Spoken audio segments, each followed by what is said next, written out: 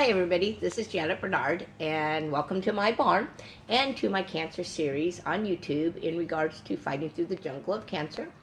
And today this is section 11, I believe, and today we're going to talk a little bit about accepting help.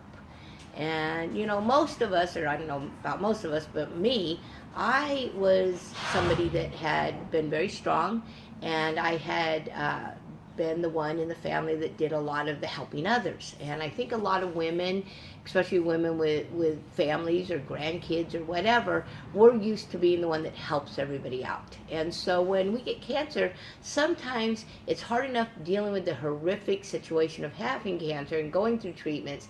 On top of all of that, you're having to lose a little bit of yourself, of the person that you were before that always helped everybody out. And we all have superwoman syndrome. It's just the way it is.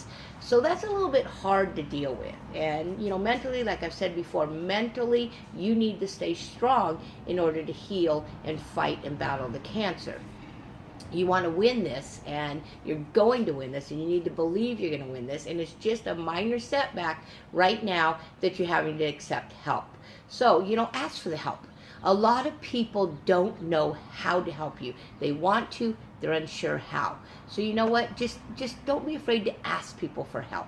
I remember when I was going through chemo, and it really affected us financially because I wasn't able to work. So one day, one of the horse show circuits that we show on, they called me.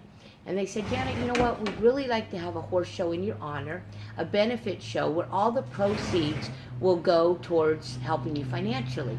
And they said, we're so embarrassed to ask you if this is okay because we don't want to offend you.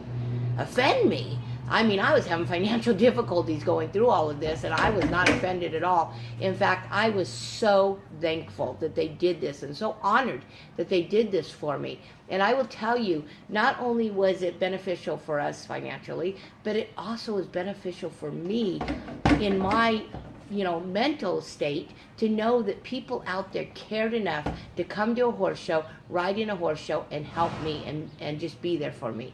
Again, sometimes though you have to go out and ask.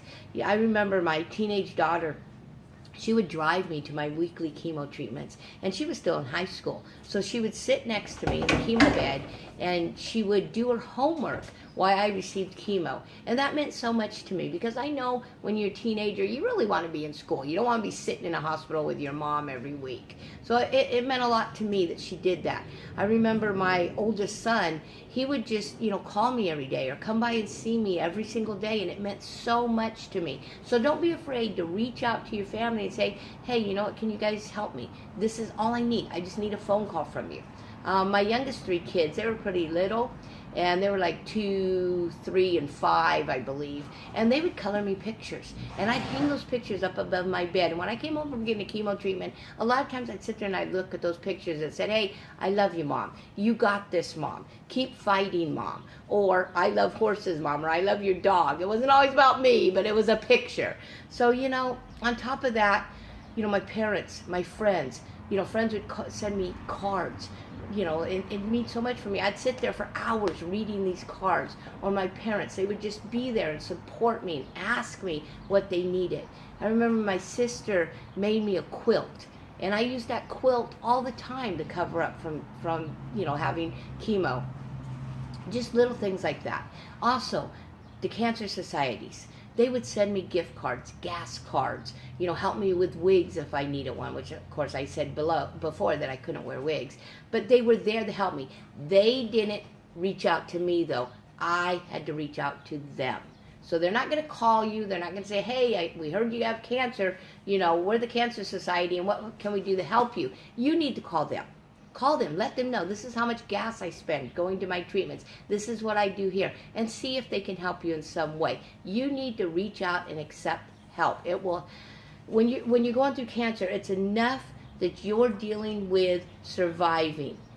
You don't have to deal with all of it alone.